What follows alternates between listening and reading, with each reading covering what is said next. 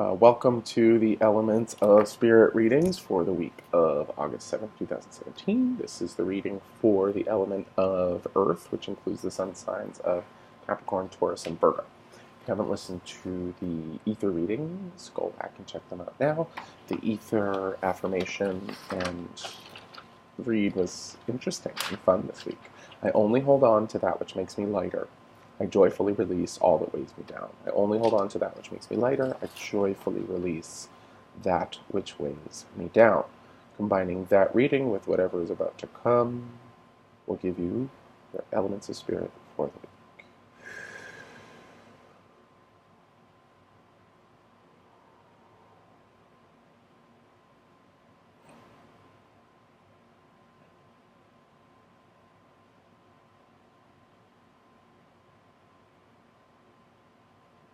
Well, couple things. So what they show me is they show me in the fatty, fatty, fat, fat from the first picture. And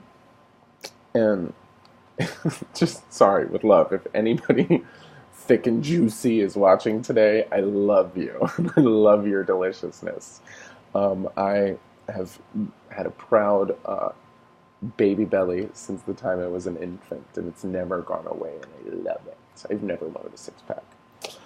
So just being clear that there's no fat shaming going on here. This is how my gift works. This is how the elements are working today.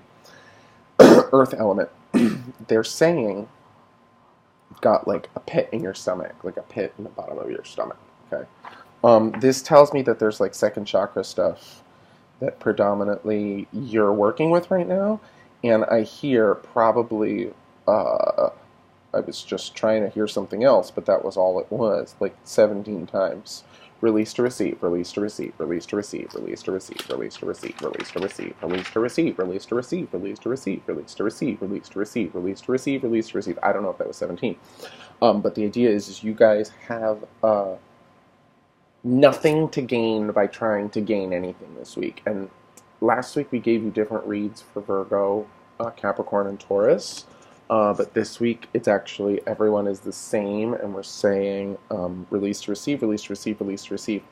No amount of hustle is going to work for you this week.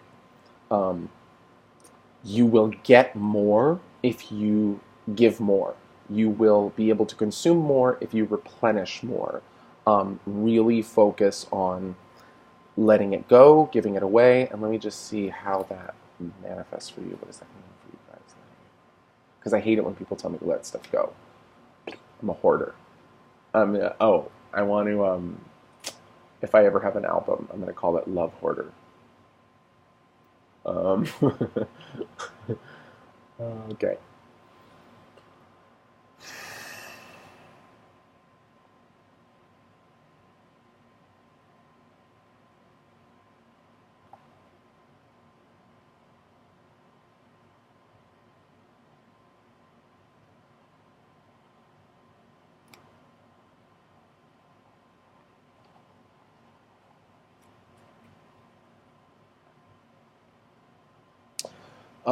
Admit you have feelings. That's what it's saying. Admit you have feelings. Talk about them.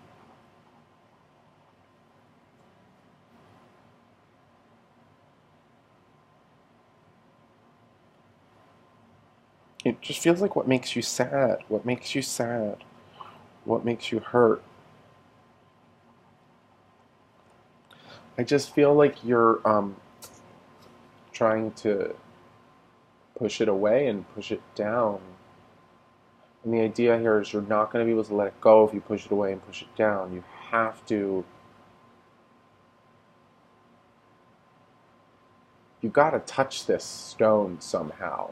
It's funny because the ether reading is saying, I release everything that... What is it? I only hold on to that which makes me lighter. I joyfully release all that weighs me down.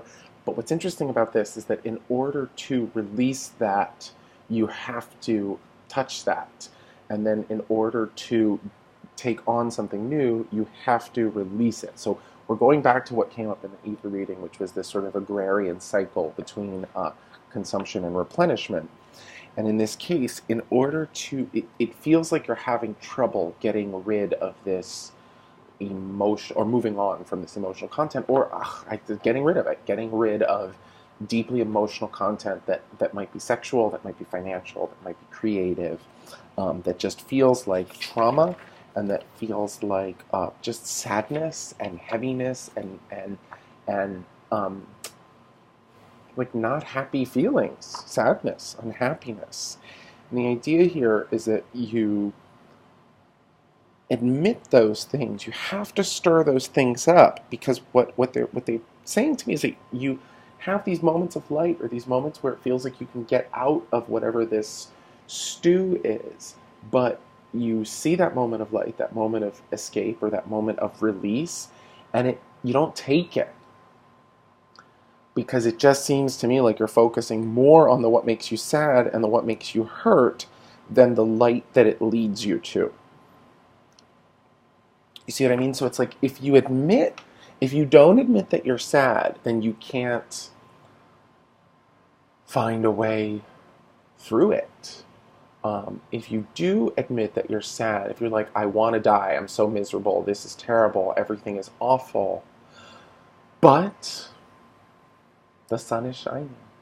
If you don't admit it, you can't get to the if you don't admit the thesis, you can't come up with the antithesis. If you don't come up with the antithesis, you can't find the synthesis between the two. Okay, so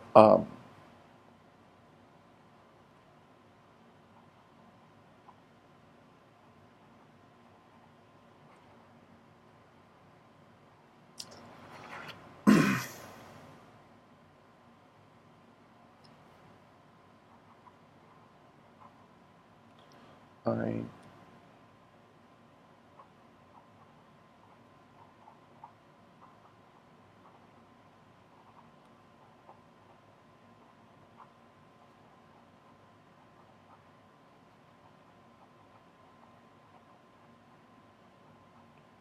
okay, great.